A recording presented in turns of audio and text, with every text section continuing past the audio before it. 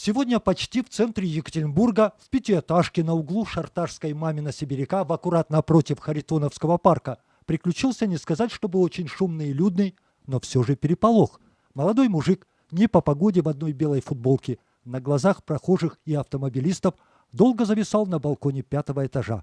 Со стороны могло показаться, что это воришка, забравшийся снизу на чужой балкон, испугавшись до головокружения высоты, оставшийся там.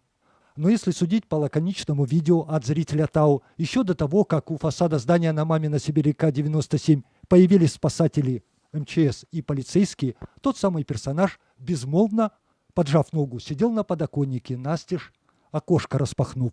Чуть позже в комментариях горожане активно обсуждали подбалконный инцидент, по-разному трактовали поступок выползня. Одни полагали, что после выходных к нему в квартиру белка постучала, другие высказывали версию о том, что это